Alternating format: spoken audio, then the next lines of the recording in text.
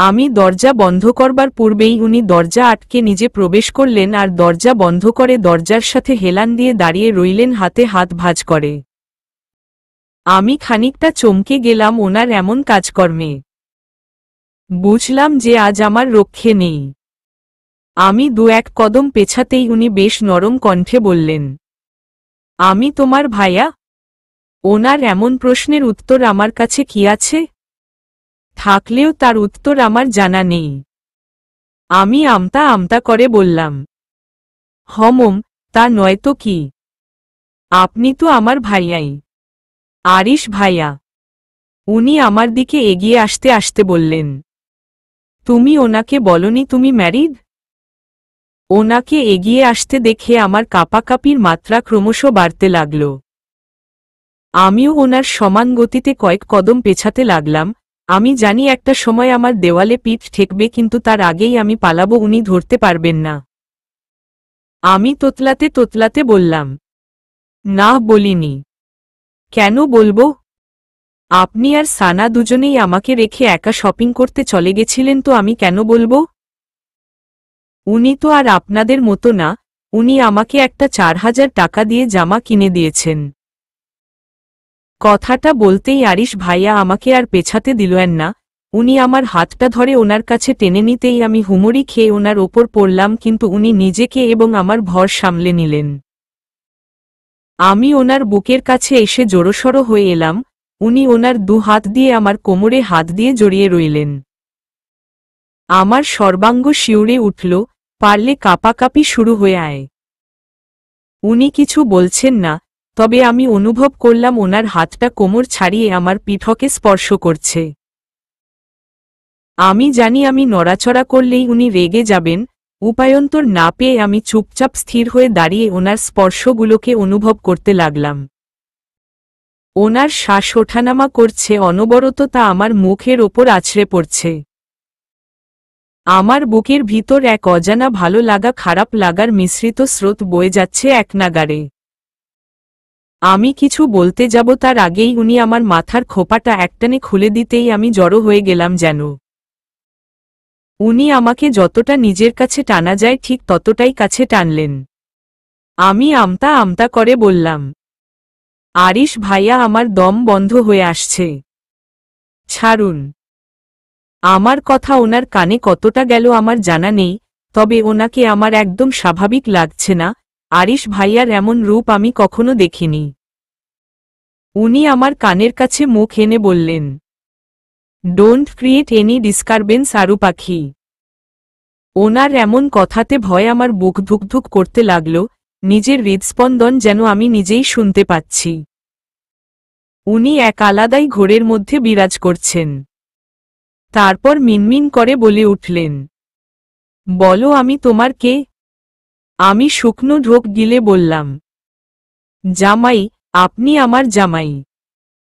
কথাটা মনে থাকবে? জি, জি মনে থাকবে। কথাটা বলে আমি এমন পরিস্থিতির সমাপ্তি ঘটাতে চাইলেও উনি তা করলেন না। আমি সরে আসতে নিলছি, উনি আমার কপালে ঠোঁটের আলতো স্পর্শ দিলেন। আমি দৃষ্টি সংযত করে রইলাম। কপাল ছুঁয়ে উনি আমার 2 গালে ঠোঁটের স্পর্শ দিতেই আমি বললাম, আরিশ ভাইয়া নিচে, আম্মু হয়তো ডাকছে। আরিশ ভাইয়া ডাক শুনে উনি চোখ মুখ কোঁচকালেন। আমি বুঝলাম আমি পুনরায় বেফাস কথা বলে ফেলেছি। উনি ভ্রু কুঁচকে বললেন, আবার ভাইয়া? আমি হরহরিয়ে বললাম, ভুল হয়ে গেছে, আর হবে না। জামাই, আমার জামাই। উনি এত সহজে দমে যাওয়ার পাত্র নন। উনি বললেন, you should have a punishment. আমি কি বলবো আমি বুঝতে পারছি না, তবে চোখ মুখ বন্ধ করে রইলাম আমি, না হলে ওনার কাছেই আজ আমি ঘায়েল হয়ে যাব। আচমকা উনি আমার ঠোঁটে আলতো করে ঠোঁটের স্পর্শ দিয়ে দূরে সরে এলেন। আমি সরে এলাম ওনার থেকে। চোখ খুলে তাকিয়ে দেখলাম উনি হাসছেন মুচকি মুচকি। তাতে আমি লজ্জায় শেষ। উনি আমার মাথার চুলগুলো এলোমেলো করে বললেন, বেশি দূরে যাওয়ার চেষ্টা করবে না আমার থেকে, নতুবা এত বেশি কাছে টেনে নেব সে সহ্য করা মুশকিল হয়ে যাবে। কথাটা বলে উনি ব্যালকনিতে চলে গেলেন। আমি ঠোঁটে হাত দিয়ে স্পর্শ করলাম, আমার শরীরটা কেমন জানি আনচান আনচান করছে। ওনার এমন রূপ আমি কখনো দেখিনি। আমি ওনার দিকে পিছু ফিরে একবার তাকালাম, দেখলাম উনি ফোনে কথা বলছেন কার সাথে। আমি আর সেদিকে তাকালাম না, দৌড়ে নিচে নেমে এলাম। ওনার কাছে আর কিছুক্ষণ থাকলেই আমি ওনাতে ঘায়েল হয়ে যেতাম। কথাগুলো ভাবলেই লজ্জায় আমি লজ্জাবতীর মতো কুঁকড়ে যাচ্ছি। নিচে যেতেই দেখলাম আন্টি এখন সানাকে নিয়ে পড়েছেন। ওনার হাবভাবে মনে হচ্ছে পারলে ওনার ছেলের সাথে এক্ষুনি তার বিয়ে দিয়ে দেন। আমি দেখছি আর হাসছি। মনে মনে ভাবছি বেচারি সানাজান আব তেরা কইয়া হোগা। উনি দুপুরবেলা বাসায় ফিরে যেতে চাইলেই আম্মু ওনাকে যেতে দিলেন না। তিনি নতুন জামাই, তাই জামায় আদর না করলে সেটা বেমানান হয়। কথাটা ভেবে বেশ জোরজবরদস্তি ভাবেই ওনাকে রাখা হয়েছে। উনি সেই সকাল থেকে আমার রুমটা দখল করে বসে আছেন, যা আমার মোটেও পছন্দ হচ্ছে না। সানা আম্মুর সাথে গল্পগুজব করছে। তার আমার আম্মুর সাথে আমার থেকেও বেশি মিল। আমার যদি কোনো ভাই থাকতো তাহলে তার সাথে সানার বিয়ে দিয়ে আমার ভাবি করে রাখতাম। কথাগুলো ভাবতে ভাবতে আমার রুমের সামনে গিয়ে দাঁড়ালাম আমি। তারপর বেশ নবাবী একটা ভাব নিয়ে রুমে ঢুকলাম। উনি একবার আমার দিকে তাকিয়ে ফোনের দিকে চোখ ফিরিয়ে নিলেন। ওনাকে আমার বেডে শুয়ে থাকতে দেখে আমি বলে উঠলাম, আপনি আমার বেডে কেন? গেস্ট রুমে যান। উনি বাঁকা চোখে তাকিয়ে বললেন, আচ্ছা আমি তোমার কে? আমি ওনার ইশারা বুঝতে পেরে চোখ মুখ কুঁচকে বললাম, জামাই। ঝগড়া শুরু করার পূর্বেই ঝগড়ার সমাপ্তি। আমি বিরক্ত হয়ে বললাম, হয়েছে হয়েছে, আর হিসাব বোঝাতে হবে না। উনি মুচকি হেসে ফোনের দিকে মনোনিবেশ করে হঠাৎই বলে উঠলেন, তোমার ওয়ার্ডরোবে তোমার জামা রাখা আছে, দেখো পছন্দ হয় কি। পছন্দ না হলেও কিছু করার নেই। আমি চোখ বাঁকা করে ওয়ার্ডরোবের দিক এগোতে থাকলাম। তা খুলতেই দেখলাম বেশ কয়েকটা জামা কাপড়ের ব্যাগ। পুরোপুরি না দেখে অল্প অল্প দেখলাম সেগুলো। আমার পছন্দ হয়েছে বেশ, কিন্তু ওনার সামনে তা প্রকাশ করা যাবে না, না হলে উনি নিজে ভাব নিতে শুরু করবেন। কথাটা ভেবে আমি বললাম, খারাপ না ভালোই। মনে মনে ভেবে খুশিও লাগছে যে আমাকে না নিয়ে গেলেও আমার পছন্দ মতো সবকিছু এনেছি। বিড়বিড় করে বললাম, সাধে কি আপনাকে আলাদিন বলি? কথাটা উনি শুনতে পেলেন না। আমি কথাটা বলে বেরিয়ে যেতে নিলেই উনি বললেন, কোথায় যাচ্ছ তুমি? নিচে, আশরাফ চাচার কাছে। উনি ফোনটা রেখে আমার দিক মনোনিবেশ করে বললেন, তা কেন শুনি?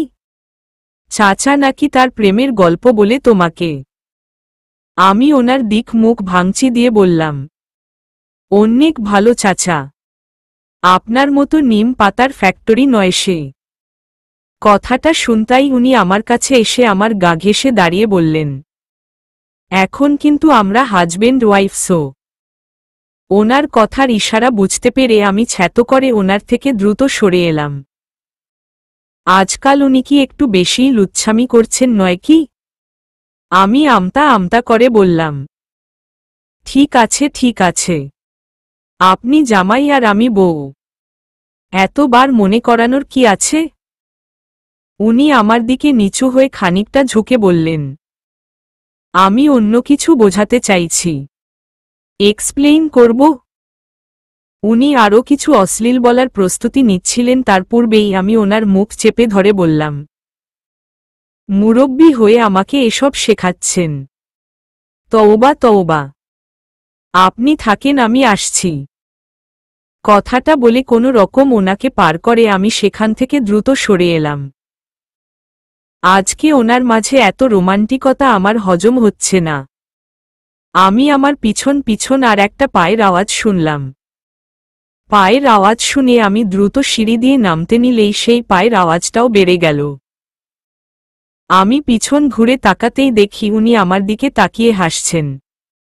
আপনি কিন্তু আজকে আমাকে একটু বেশিই জ্বালাচ্ছেন। উনি আমার পাশে এসে আমার কাঁধে এক হাত ঝুলিয়ে বললেন, বউ ছাড়া মন আমার কেমন কেমন করে। আমি একটা ঢোক গিলে ওনার হাত সরিয়ে বললাম, আজ আপনি কিছু খেয়েছেন? এমন করছেন কেন? অন্যদিন তো হিটলার গিরি করেন তাহলে? আমার এমন কথা শুনতাই উনি আমাকে কোলে তুলে নিলেন। আমি টাল সামলাতে না পেরে ওনাকে আঁকড়ে ধরলাম। উনি রুমের দিকে যেতে যেতে বললেন, আজ আপনি শেষ মিস টুইটুই। ওনার চোখ মুখ আলাদাই কথা বলছে, ওনার মুখে এক হিটলারি হাসি। আজ আমি সত্যিই শেষ। বিছানার উপর আধাশোয়া হয়ে বসে আছেন উনি, ওনার থেকে এক হাত দূরত্ব বজায় করে বসে আছি আমি, ঠান্ডায় গায়ে কম্বলটা জড়িয়ে রাখা অবস্থায়। উনি ওনার মোবাইলে মনোনিবেশ করেছেন আর আমি বইয়ের আড়ালে চুপিসারে মাঝে মাঝে ওনাকে লুকিয়ে দেখছি। অতপর একটা সময় ওনার কাছে ধরা খেতেই উনি ফোনের দিকে তাকিয়ে থেকেই বলে উঠলেন, এভাবে লুকিয়ে দেখার কি আছে? তোমারই জামাই আমি। দেখতে হলে সরাসরি দেখো। আমি ওনার কথা শুনে বইটা নিজের মুখের সাথে এক প্রকার চেপে অকপট স্বীকারোক্তি করলাম, আমি মোটেও আপনাকে দেখছি না।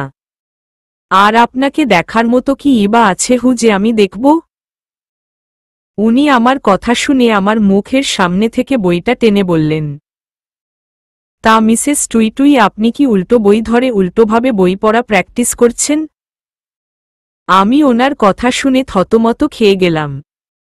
মোটেও নয়। আমি বই উল্টো ধরিনি। আপনি মিথ্যা বলছেন। উনি বইটা একপাশে রেখে আমার হাতটা টেনে ওনার কাছে টেনে আনলেন আর নেশাক্ত ধরালো কণ্ঠে বললেন, টিচারকে কখনো মিথ্যা বলতে নেই, বললেই পানিশমেন্ট পেতে হয়। ওনার পানিশমেন্টের কথা শুনে আমার দুপুরের সব দৃশ্য চোখের সামনে সরিষার ফুলের মতো ভাসতে লাগল। আমি চুপটি করে গুটিয়ে গেলাম নিমেষেই। আমি মুখ কাচুমাচু করে সরল স্বীকারোক্তি করলাম, আমার বারবার গোসল করতে ভালো লাগে না। প্লিজ মিস্টার অভদ্র জামাই একটু বোঝেন। উনি আমার কথা বুঝতে পেরে হো হো করে উচ্ছ্বাসের সাথে হেসে উঠলেন। ওনার হাসির ধরন দেখে বুঝতে পারলাম উনি সেসব কিছুই মিন করতে চাননি যা আমি ভেবে ইতিমধ্যে তা ওনাকে বলে ফেলেছি। উনি হাসির ঠেলায় রীতিমত গড়াগড়ি খাচ্ছেন। আমি ওনাকে কখনো এত হাসতে দেখিনি। আমি বুঝতে পারছি যে আমি ভুল কথা সঠিক মানুষের কাছে বলে ফেলেছি। আমি মুখ চেপে ধরলাম নিজের, বেফাসে অন্য কোনো কথা না বার হয়ে যায় সেই ভয়। ওনার দৃষ্টির অগোচরে নামে নামে কেটে পড়ায় মঙ্গল। কথাটা ভেবে ধীরে ধীরে বিছানার থেকে নামতে গেলেই উনি আচমকাই আমার হাত ধরে বিছানায় টেনে শুইয়ে দিলেন। ওনার এমন হঠাৎ হঠাৎ উদ্ভব হওয়া রোমান্টিকতাগুলো আমার বুকের ভিতর আগুন জ্বালিয়ে দেওয়ার জন্যই যথেষ্ট। উনি আমার ওপর সম্পূর্ণ রূপে ঝুঁকে গেলেন। আমি রীতিমতো শিউরে উঠছি অজানা অনুভূতিতে। সম্ভবত শরীরে অ্যাড্রিনালিনের প্রভাব বেশিভাবে কাজ করছে, কিন্তু এই অনুভূতি তো সহজে দমে যাওয়ার নয়। উনি বিড়বিড়িয়ে বললেন, হঠাৎ এই কথা তোমার মাথায় এলো কি করে আরু পাখি? তোমার মতো পিচ্চির ছোট্ট মস্তিষ্কে তো এসব কথা আসার কথা নয়। আমি ওনার কথা বলার ভাব শুনে উপলব্ধি করলাম যে উনি অনেক কষ্টে নিজের হাসি সংযত করে কথাগুলো বলছেন যাতে আমার লজ্জার মাত্রা দ্বিগুণ বেড়ে যাচ্ছে। আমি ওনার দিক থেকে মুখ সরিয়ে নিলাম। আপনার জন্য আমাকে ভর দুপুরে গোসল করতে হয়েছে। আমার ঠান্ডা লেগে গেলে আপনার দোষ। কথাটা শোনা মাত্রই উনি আমার কাঁধে নাক ঘষতে লাগলেই আমি ওনাকে শক্ত করে ধরলাম। উনার ঠোঁটের স্পর্শগুলোও আমার কাঁধে বেশ ভালোভাবে অনুভব করতে পারছি। উনি স্পর্শ দিতে দিতে বললেন, সব কিছুর অভ্যাস করে নাও, কারণ আমি মানুষটা তোমাকে কখনোই ছাড়ছি না। না চাইলেও আমার সাথেই সারা জীবন থাকতে হবে। তোমাকে বলেছিলাম না যে একবার সে হাত ধরলে আর কখনোই ছাড়ব না। কথাটা বলে উনি গভীরভাবে আমার কাঁধে একটা স্পর্শ দিয়ে সরে এলেন। আমি এবার ওনার দিকে তাকালাম। উনি সরে গেছেন আমার উপর থেকে, তবু ওনার শরীরের ঘ্রাণ যেন আমার শরীরের সাথে মিশে আছে অতপ্রতভাবে, আর আমি সে ঘ্রাণ পাচ্ছি। ওনার বলা কথাগুলো কানে ক্রমাগত বাজতে লাগলেই আমি লজ্জাবতী হয়ে গেলাম। এবার এই অনুভূতির সামাল কি করে দিই? আজ 3 দিন হয়ে গেল ও বাসা থেকে এ বাসায় এসেছি। উনি সারা দিন ওনার কলেজে থাকেন আর আমি সানা আর ফুপি বাসায় 3 জনের আসর জমিয়ে রাখি। সবকিছুই ঠিকঠাক চলছে, কিন্তু ওনার সাথে ঝগড়াটা আর আগের মতো জমে উঠছে না। আমার তো মন চাইছে আজকে উনি বাসায় ফিরলে বলবো চলুন একটু ঝগড়া করি, কিন্তু এ কথা ওনাকে বললে যে আমার রক্ষে নেই আমি তা জানি। কথাটা ভেবে পায়ের ওপর পা তুলে বসে পা নাড়াতে লাগলাম। এটা আমার ভীষণ বাজে রকমের অভ্যাস। বসে থাকলে বা বিছানায় শুয়ে থাকলেও পা আমার কখনো স্থির থাকে না। ছোটবেলায় এর দরুন আম্মুর কাছে অনেক বকা শুনেছি, তবে এখন আর কেউ বকা দেই না। আম্মু বলে যাদের মাঝে এই স্বভাব আছে তাদের মন নাকি খুব চঞ্চল হয়, কিন্তু আমি তো শান্তশিষ্ট। তাহলে আম্মুর কথা মিথ্যা? ফুপি ফুপার সাথে এক আত্মীয় বাসায় গেছেন। সানা আমার পাশে বসে বসে ঝিমোচ্ছে, তাকে বেবাগে ঝিমোতে দেখে আমার নিজেরই ঝিমুনি আসছে। কথায় আছে সুখে থাকতে ভূতের কিলাই, আমি হলাম সানার এই ভূত। সানকে ঝিমোতে দেখে তাকে বেশ কয়েকটা চাপট মেরে ডাকতে লাগলাম। এই মেয়ে, ঝিমাস কেন? ওঠ। আমার কথা শুনে সানা চোখ মেলে তাকিয়ে বলল, কি হলো, ডাকিস কেন? আমি তার মিমিক্রি করে বললাম, কি হলো, ডাকিস কেন? সানা বিরক্ত হয়ে বলল, কি হয়েছে বল। দোস্ত, তোর কি মনে হয় না যে জীবনটা কেমন যেন নিরামিষ হয়ে গেছে? জীবনে ঝাঁকানাকা কিছু আনা দরকার। সানা ভ্রু কুঁচকে তাকিয়ে বলল, কি ঝাঁকানাকা? আমি হাত নাড়িয়ে নাড়িয়ে বললাম, আরে ঝাঁকানাকা মানে সেই ওই রকম। সানা বিরক্ত হয়ে বলল, কি রকম? আমি বলে উঠলাম, আরে এই সেই রকম। সানা বিরক্ত হয়ে উঠে যেতে নিলেই ওর হাত ধরে আমি পুনরায় বসিয়ে বললাম, উঠছিস কেন, বসো। বুঝেছি তোর এখন সিরিয়ালের মতো বউ শাশুড়ির ঝগড়া লাগবে বা একজন ভিলেন লাগবে জীবনে, যে রাতদিন একটা না একটা প্যাচাল বাঁধাবে আর ভাইয়া তাকে ঝাড়ি দেবে লাইক ফারিন আপু। সানার কথা শুনে আমি হেসে উঠলাম।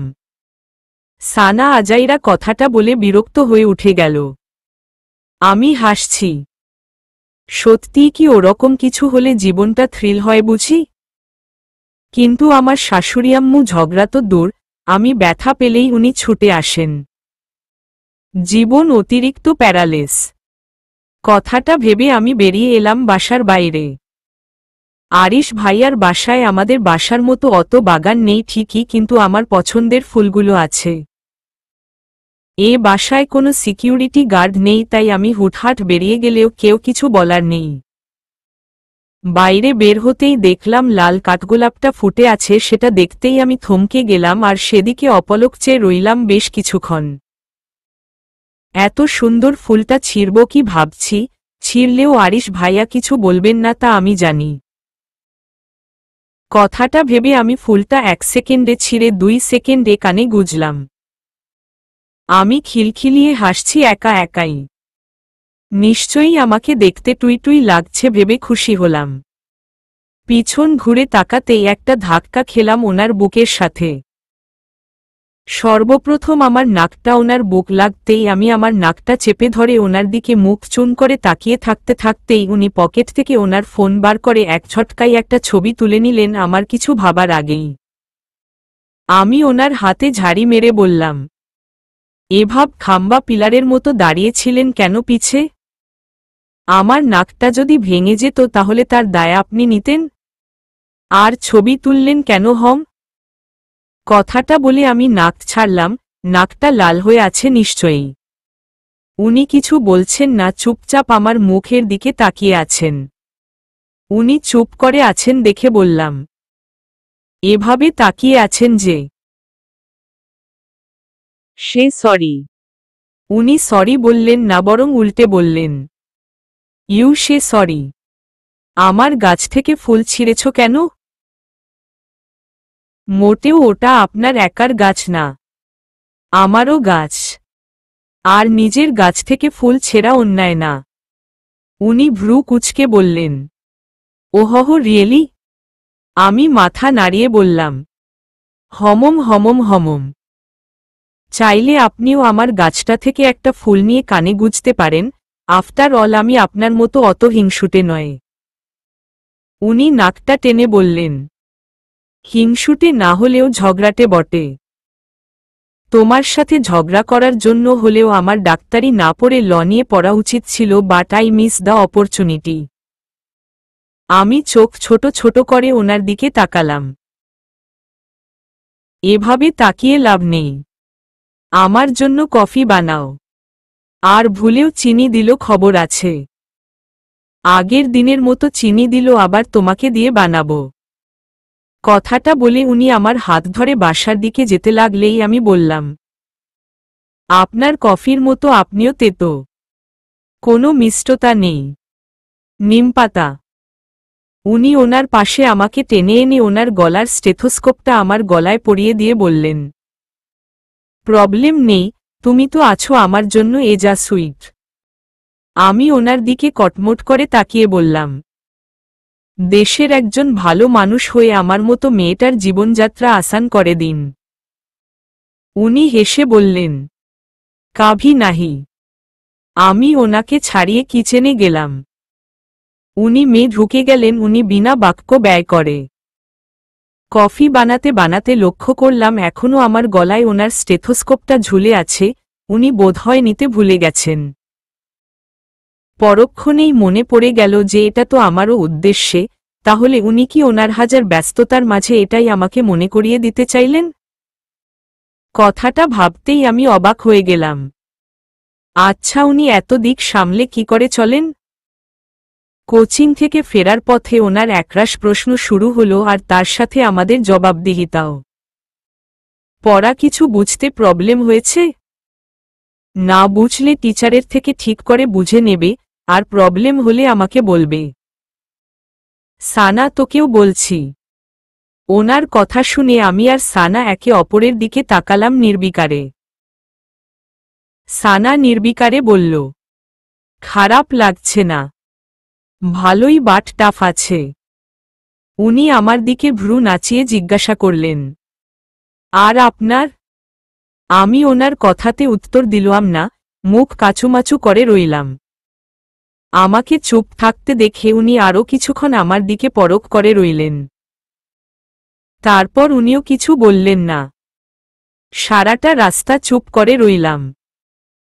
বাসায় ঢুকেই আমি কাঁধ থেকে কোনো রকম ব্যাগটা নামিয়ে বিছানায় ঝাঁপিয়ে পড়তেই আরিশ ভাইয়া দরজা বন্ধ করে আমার দিকে তাকিয়ে রইলেন অপলক। আমি পিটপিট করে লুকিয়ে লুকিয়ে তাকাচ্ছি ওনার দিকে, তা ওনার চোখকে ফাঁকি দিল না। আমি চোখ বন্ধ করে নিলাম। কিছুক্ষণ পর অনুভব করলাম যে উনি আমার খুব কাছেই রয়েছেন।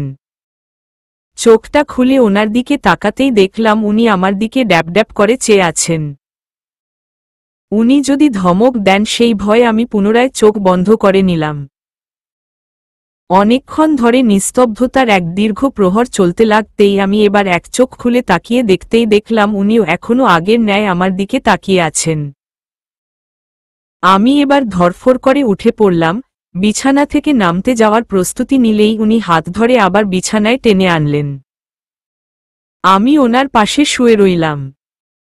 উনি আমার হাতটা ধরে ওনার কাছে খানিকটা টেনে এনে প্রশ্ন করলেন, কি হয়েছে? মন খারাপ?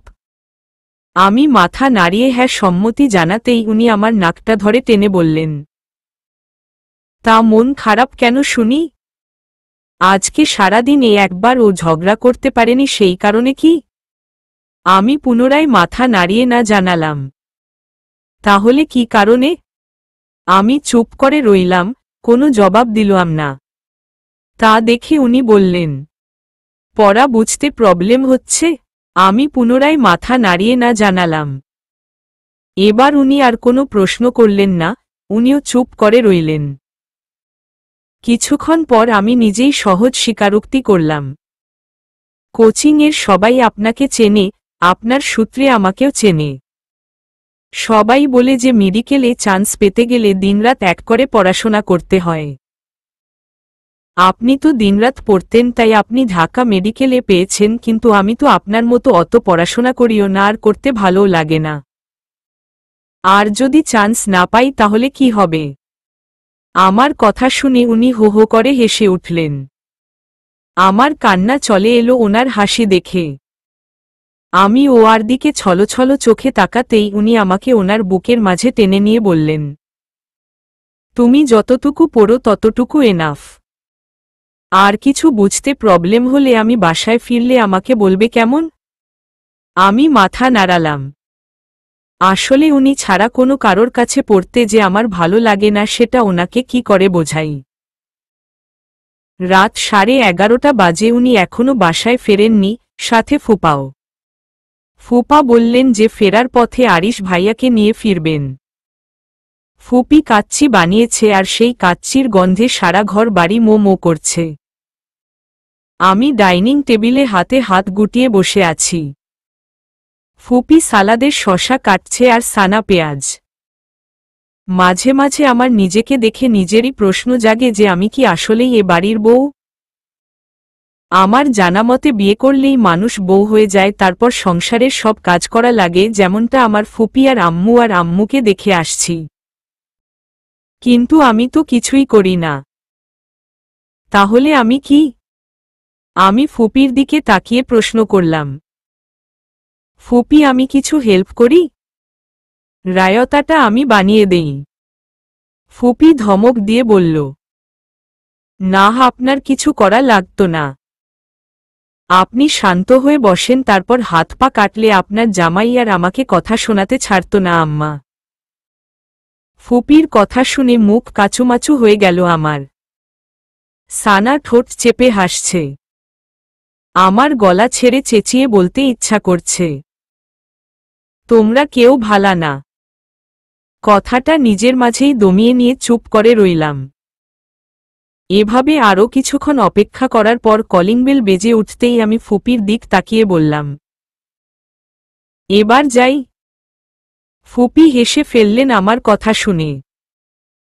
আর হেসে বললেন, যা। আমি দৌড়ে দরজার দিকে ছুটে গেলাম। এক নিমেষে দরজা খুলতেই দেখলাম ফুপা একা দাঁড়িয়ে আছেন। ওনাকে আশেপাশে না দেখে আমার মুখটা চুন হয়ে গেল এক নিমেষেই।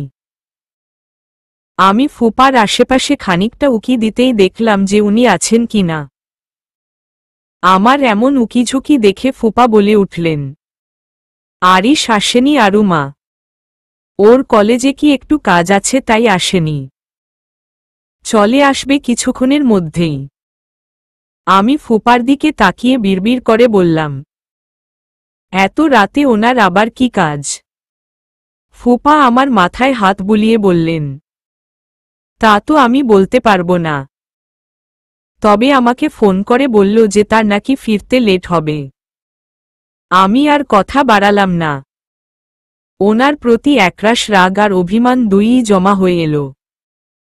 কই, ওনাকে যখন ফোন করে জিজ্ঞাসা করলাম তখন তো উনি কিছু বলেননি।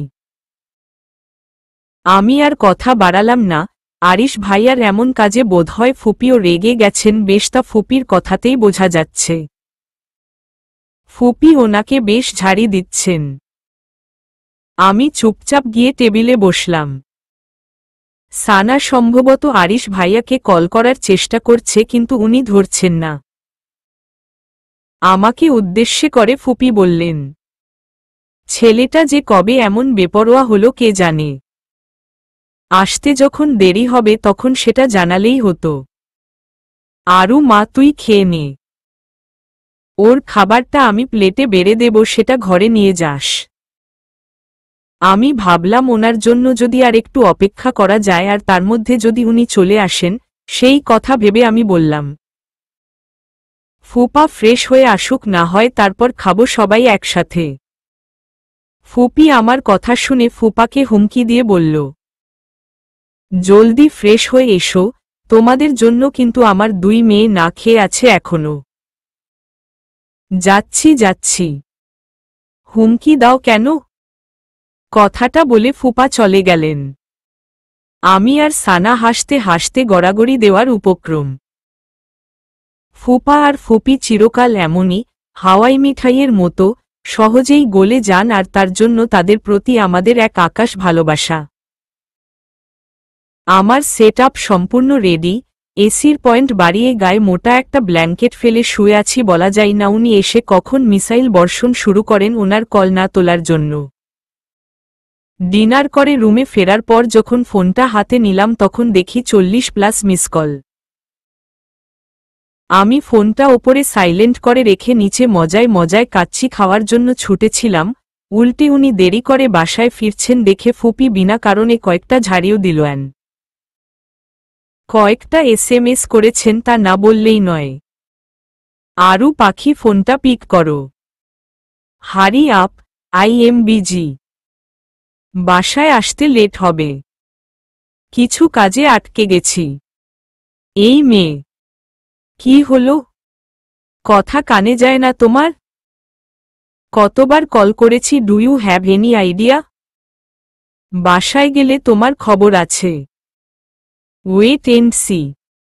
SMS গুলো দেখে আমার গলা শুকিয়ে এলো, তাই তার অগ্রিম প্রস্তুতি নিয়ে রাখলাম। অনেক ঘুমানোর চেষ্টা করলাম, তবুও ঘুম আসতে চাইল না। হঠাৎ দরজা খোলার শব্দ শুনতেই আমি চুপসে গেলাম। উনি রাগী কণ্ঠে ডেকে উঠলেন, এই মেয়ে ওঠো। আমি বিন্দুমাত্র নড়াচড়া করলাম না আর উত্তরও দিলাম না, যেন উনি মনে করেন আমি কুম্ভকর্ণের নাতনি। আমার জবাব না দেওয়াই উনি এবার একটানে গা থেকে কম্বল পা ফেলে দিয়ে আমার হাত ধরে টেনে তুললেন। আমি এখনো চোখ খুলে ওনার দিকে তাকাইনি, এমন একটা ভাব নিলাম যে উনি হাত ছাড়লে আবার বিছানায় পড়ে যাব, এতটাই ঘুমের ঘোরে কাতর। আমি তাকানোর কোনো নাম নেই দেখে উনি এবার আমার কানের কাছে ফিসফিস করে বললেন, জলদি ওঠো, না হলে এক্ষুনি ঠান্ডা জলের শাওয়ারে পাঠাবো বলে রাখলাম। কথাটা শুনতাই আমি চোখ খুলে ওনার দিকে তাকালাম। আমি চোখ খুলতেই উনি ধমক দিয়ে বললেন, ডাকলে কথা কানে যায় না? ফোন করলে ফোনটা ধরা যায় না? মেসেজ দিল সেটা দেখা যায় না?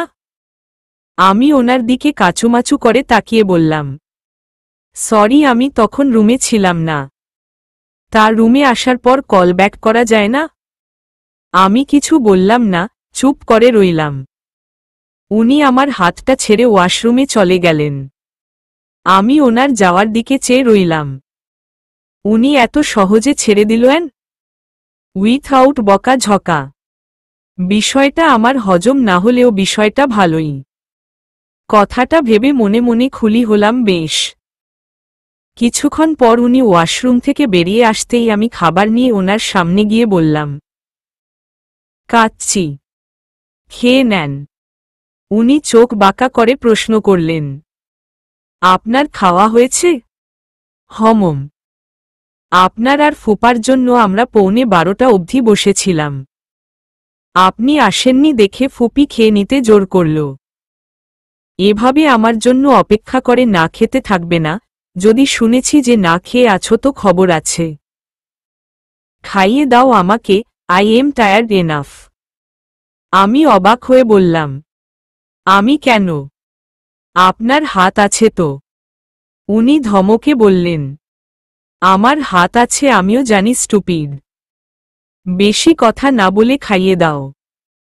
আমি চুপচাপ বসে গেলাম, ওনার ধমক শোনার থেকে ওনাকে খাইয়ে দেওয়া ভালো। কিছুক্ষণ পর হাতের দিকে তাকিয়ে দেখলাম হাতটা লাল হয়ে গেছে। আমি হাতটা ওনার সামনে মেলিয়ে ধরে বললাম, কতগুলো কামড় দিছেন হিসাব আছে? উনি ফোনের দিকে তাকিয়ে বললেন, কতগুলো কল দিয়েছিলাম হিসাব আছে? তাই বলে আপনি এভাবে হাতে কামড় দিবেন? উনিও আমার কপি করে বললেন, তাই বলে আপনিও আমার কল রিসিভ করবেন না? আমার রাগ উঠল ওনার কথাতে। অভদ্র। উনিও বললেন, আরু পাখি। বাইরে বেশ গতি নিয়ে ঝড়ো হাওয়া বইছে। আকাশ জুড়ে মেঘ ছেয়েছে ভীষণ রকম। সকাল 7টা বাজতে না বাজতেই মনে হলো যেন সন্ধ্যা নেমে এসেছে। আমি মনমরা হয়ে জানালার ধারে দাঁড়িয়ে রইলাম। ব্যালকনিতে গেলে যদি হাওয়ায় উড়ে যায় সেই ভয় দেখিয়ে উনি আমাকে দমিয়ে রেখেছেন। আমাকে জানালার ধারে দাঁড়িয়ে থাকতে দেখে উনি শার্টের বোতাম লাগাতে লাগাতে বললেন, হ্যাঁ ওখান থেকেই দেখো, এর বাইরে যেন না যাওয়া হয়। মনে থাকবে? আমি ওনার দিকে তাকিয়ে ঠোঁট উল্টে তাকাতেই উনি আর কিছু বললেন না। ফুপির কাল রাত থেকে জ্বর। ফুপা সারারাত জেগেছিলেন, আমরাও অর্ধেক রাত অবধি ফুপির ঘরেই ছিলাম। উনি বললেন, সকলের নাস্তা অর্ডার দিয়েছ? আমি জানালা দিতে দিতে বললাম, হ্যাঁ অর্ডার করেছি। আমি তো বানাতে পারি না, কিন্তু বাড়ির বউ হিসাবে আমার এটা পারা উচিত ছিল। উনি ধমক দিলেন, কফি বানাতে পারো এটাই এনাফ, আর কিছু লাগবে না। আমি আম্মুকে বলে বাসায় বুয়া রাখার ব্যবস্থা করছি। আমি ওনার কাছে এসে বসতেই উনি প্রশ্ন করলেন, জানালা দিল কেন? না দিল আমার জানালার বাইরে হাত বাড়াতে মন চাইছিল। আমি বাইরে গেলেই তো ভিজবে। আমি মাথা নাড়িয়ে না জানালাম। উনি হাসলেন, আচ্ছা দুপুরের খাবারটাও কি অর্ডার দিব? কারণ আমার মতো সানাও কিছু বানাতে পারে না। না তার দরকার নেই, আমি আসার পথে খাবার নিয়ে আসব। তুমি আর সানা আম্মুর সাথে সাথে থাকো।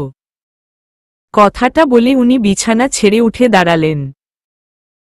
উনি উঠে দাঁড়াতেই আমি বাইরের দিকে তাকিয়ে বললাম, আমি আপনাকে গেট অবধি এগিয়ে দিয়ে আসি?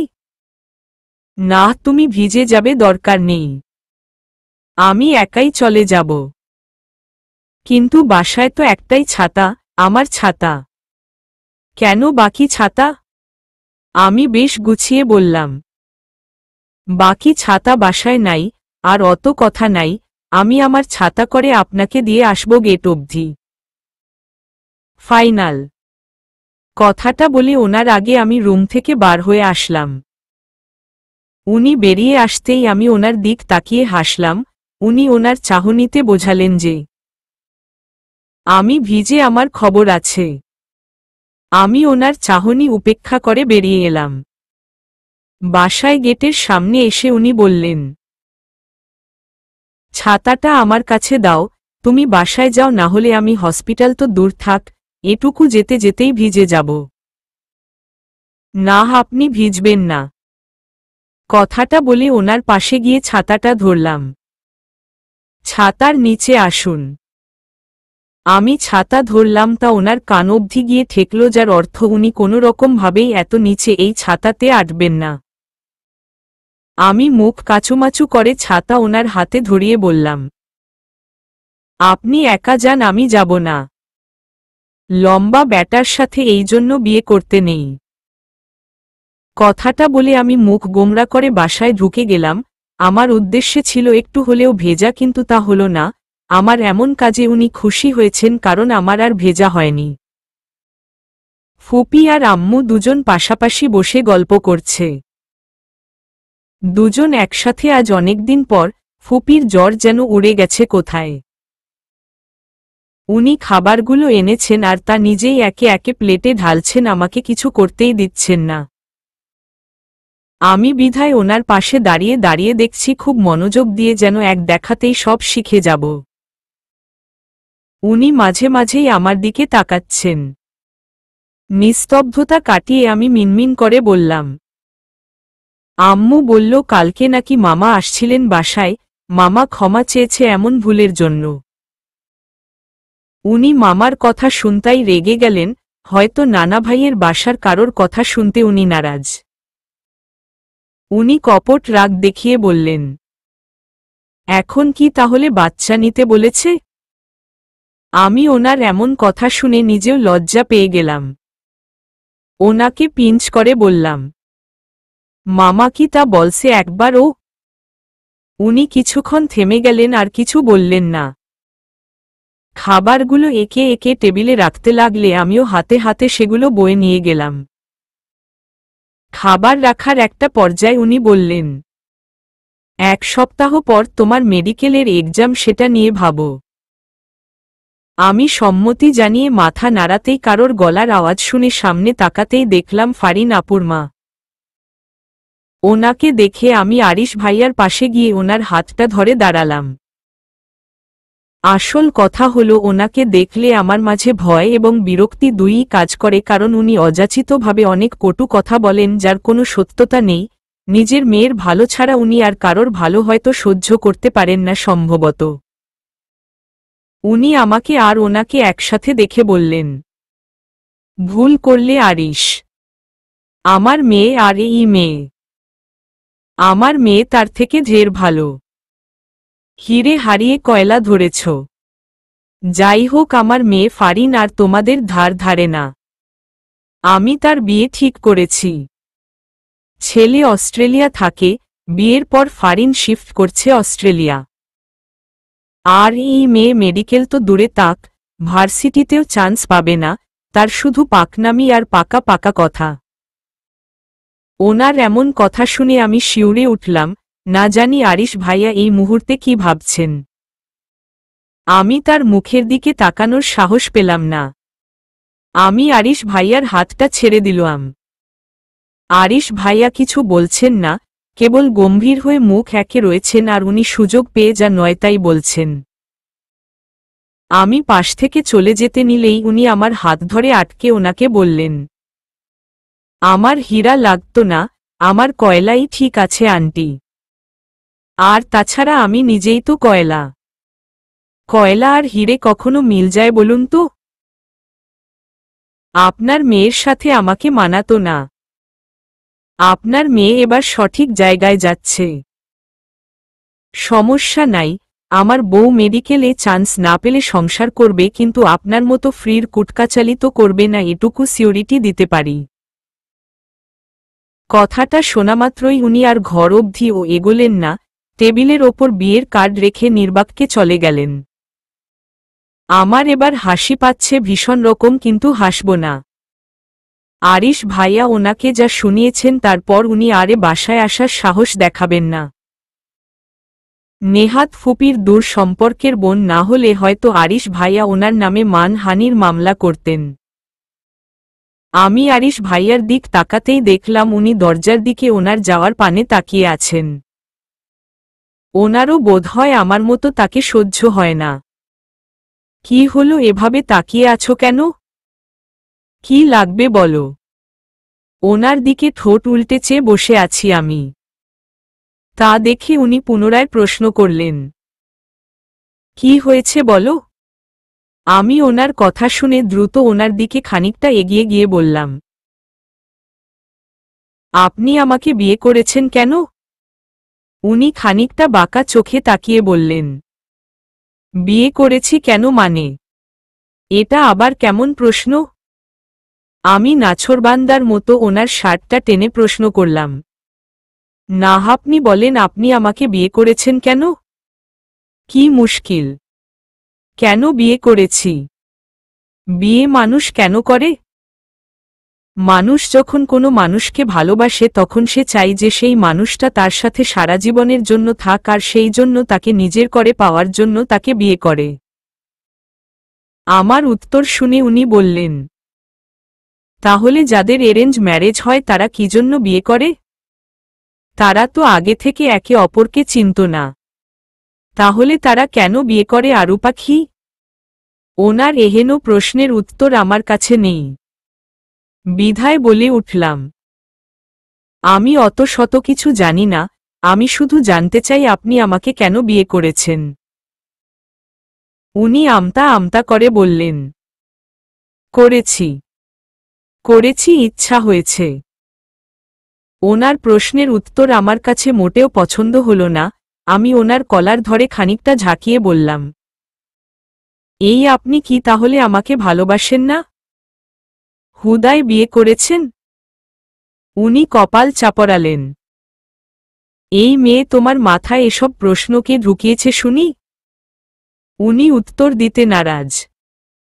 আমি ওনার থেকে দূরে সরে এলাম আর গায়ে চাদর টেনে ঘুমানোর ভান করে বললাম, গুড নাইট। আপনাকে কিছু বলতে হয় না। উনি আমার কথায় কোনো তৎপরতা দেখালেন না। উনি বই পড়ছেন মনোযোগ দিয়ে। আমি মাঝে মাঝে ওনার প্রতিক্রিয়া দেখার জন্য ওনার দিকে তাকাচ্ছি, যা বুঝছি যে উনি খুব মনোযোগ দিয়েই বইটা পড়ছেন। আমার বিরক্তির সীমানা ক্রমশ ছাড়াতে লাগল। উনি কি আমার ধৈর্য দেখার জন্য এমনটা করছেন? কিন্তু উনি খুব ভালো করেই জানেন যে আমি কতটা অধৈর্য প্রকৃতির মেয়ে, তারপরও এমনটা করার কোনো কারণ দেখলাম না আমি। আমি ওনার দিকে বিরক্তিতে তাকালাম না আর এবার ঘুমানোর চেষ্টা করতে হবে, কারণ উনি পড়তে বসলে এই জগৎ সংসার ভুলে যান। আমি ঘুমানোর চেষ্টা করলেই ভীষণ একটা শব্দ সহকারে বই বন্ধ করার শব্দ পেতেই আমি আরও সতর্ক হয়ে গেলাম। ওনার বিপরীত দিকে মুখ করে ঘুমিয়ে আছি, তাই আমার মুখভঙ্গি দেখার উপায় ওনার নেই। উনি আমার কাছে খানিকটা সরে এসে বললেন, তোমার মাথায় এসব প্রশ্নকে ঢুকিয়েছে আরু পাখি জানা যাবে? আমি জবাব দিলাম না। তাতে উনি আমাকে বেশ জোরপূর্বক ভাবেই ওনার দিকে ঘুরিয়ে বললেন, কে বলেছে বলো? আমি চোখ খুললাম না, এখনো ঘুমানোর ভান করে রইলাম। উনি আঙুল দিয়ে আমার চোখের পাতাটা নড়াচড়া করতে নিলেই ওনার হাতে বেশ জোরেই একটা ঝাড়ি দিয়ে বললাম, সমস্যা কি? ঘুমাতে পারেন না? নিজে তো ঘুমাচ্ছেন না আর আমাকেও ঘুমাতে দিচ্ছেন না। চুপচাপ ঘুমান, না হলে আমি উঠে ফুপির রুমে চলে যাব। উনি আমার কথার তোয়াক্কা করলেন বলে মনে হলো না আমার। উনি এবার চোখ ছেড়ে মাথার সামনের ছোট ছোট চুলগুলো নিয়ে খেলতে খেলতে বললেন, কে বলেছে এসব কথা বলো? কেউ বলেনি। বেশ, তাহলে আমিও বলবো না আমি তোমাকে কেন বিয়ে করেছি। আমার রাগ বেড়ে গেল। ওনাকে হাত দিয়ে ঠেলে সরানোর চেষ্টা করতে লাগলাম, তাতে সফল হলাম না। উনি আমার হাত ধরে ওনার কাছে টেনে আমাকে জড়িয়ে ধরে বললেন, যে বলেছে ঠিকই বলেছে। আমি ওনার দিকে অবাক হয়ে তাকালাম। এইটুকু একটা কথা বলার জন্য এত কথা পেঁচানো লাগতো? উনি হাসলেন, তুমি এইটুকু একটা প্রশ্ন করলেও এত বড় উত্তরের একটা প্রশ্ন করেছ। তাহলে তোমাকে বলতে তো সময় লাগবে, তাই না? আমি নিশ্চুপ হয়ে গেলাম। এখন উনি কি বলেন তা শোনার অপেক্ষায়। একটা মানুষ যখন একটা মানুষকে ভালোবাসে তখন তাকেই তার নিজের করে পেতে চাই, তাকে সারা জীবনের জন্য তার মায়াবতী করে রাখতে চাই, কারণ সে জানে যে কোনোভাবেই সে যদি তার মায়াবতীকে হারিয়ে ফেলে তাহলে তাকে ফিরে পাওয়ার পথটা খুবই কষ্টসাধ্য হবে তার জন্য।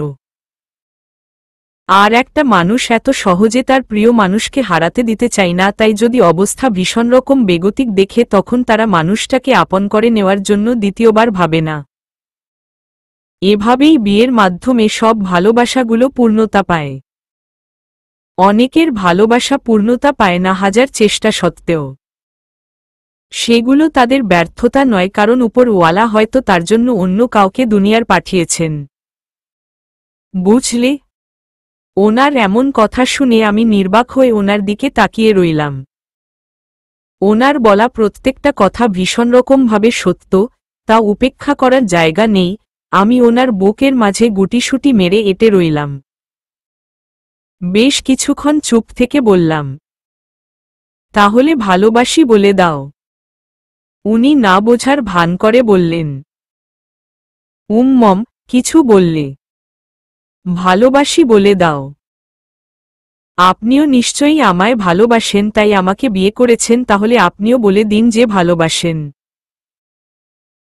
আরিশ ভাইয়া এবার আমার উপর ঝুঁকে গেলেন আর আমার কপালে ভালোবাসার পরশ এঁকে বললেন, প্রয়োজন নেই সবসময় যে ভালোবাসার প্রকাশ করলেই তা ভালোবাসা।